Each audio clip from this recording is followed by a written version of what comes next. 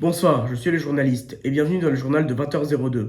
Il est actuellement 19h23 et 80 années avant Jésus-Christ et voici les titres. Interstellar, Les Misérables et Fiction pulpeuse. Les informations du jour.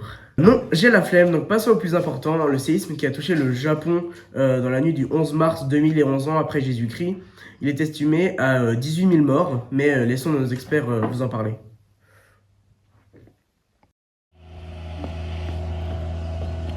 Le tsunami de 2011 au Japon, souvent appelé le grand tremblement de terre de l'Est du Japon, aussi en japonais appelé Higashi Nihon Jinsai, oui c'est bien la traduction, est l'une des catastrophes naturelles les plus dévastatrices de l'histoire moderne du pays. Il a eu lieu le 11 mars 2011 et le résultat d'un puissant tremblement de terre sous-marin, suivi d'un tsunami massif qui a ravagé une grande partie de la côte nord-est du Japon. Le séisme initial, d'une magnitude de 9 sur l'échelle de Richter, s'est produit à 14h46 heure locale. Il s'agit du plus puissant tremblement de terre jamais enregistré au Japon et du quatrième plus puissant jamais observé dans le monde.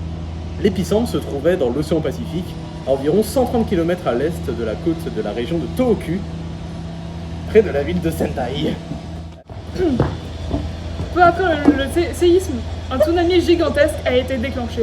Les vagues ont atteint jusqu'à 40 mètres de hauteur à certains endroits et ont pénétré jusqu'à 10 km à l'intérieur des terres.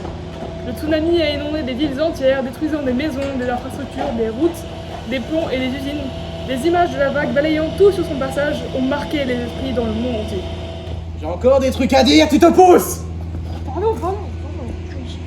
Niveau destruction du matériel, des centaines de milliers de bâtiments ont été détruits, ainsi que de nombreuses infrastructures essentielles, comme des écoles, des hôpitaux et des routes.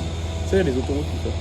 Les zones côtières ont été particulièrement touchées, notamment dans les préfectures, oh, elle doit parler japonais encore, Miyagi, Iwate et Fukushima. C'est pas si dingue, hein, finalement, ça. Les conséquences économiques de la catastrophe ont été énormes. Le coût total des dégâts ont été estimés à environ 235 milliards de dollars, faisant de cette catastrophe la plus coûteuse de l'histoire. Le secteur de la pêche, essentiel pour de nombreuses régions côtières touchées, a été particulièrement affecté, comme toute l'agriculture, avec des terres inondées par l'eau salée et contaminées par la radioactivité dans certaines zones. Et j'ai plus rien à dire, donc on va laisser la place. Niveau des impacts à long terme, 13 ans plus tard, le tsunami et l'accident de Fukushima continuent d'avoir des effets durables. Certaines zones autour de la centrale nucléaire restent inhabitables, en raison de la contamination et des préoccupations persistent quant aux effets du long terme à l'exposition des radiations. Cet événement tragique a non seulement transformé le Japon, mais il a aussi modifié la perception mondiale des risques liés aux catastrophes naturelles et à l'énergie nucléaire. Une fois m'aventurer, putain j'ai plus d'air. Nous reprenons après une courte page de pub. Achète! Nous poursuivons ensuite sur l'un des événements les plus dévastateurs du début du XVIIIe siècle, le séisme qui frappe Haïti le 12 janvier 2010, après Jésus-Christ. Une tragédie de l'ampleur d'une soupe aux légumes sans légumes. Cet événement a marqué le pays et c'est avec une grande tristesse que je vais passer au reporter sur place.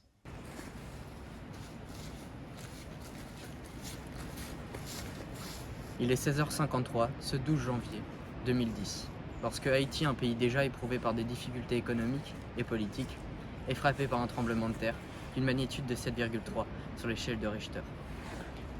L'épicentre du séisme est situé seulement à 25 km de Port-au-Prince, la capitale du pays.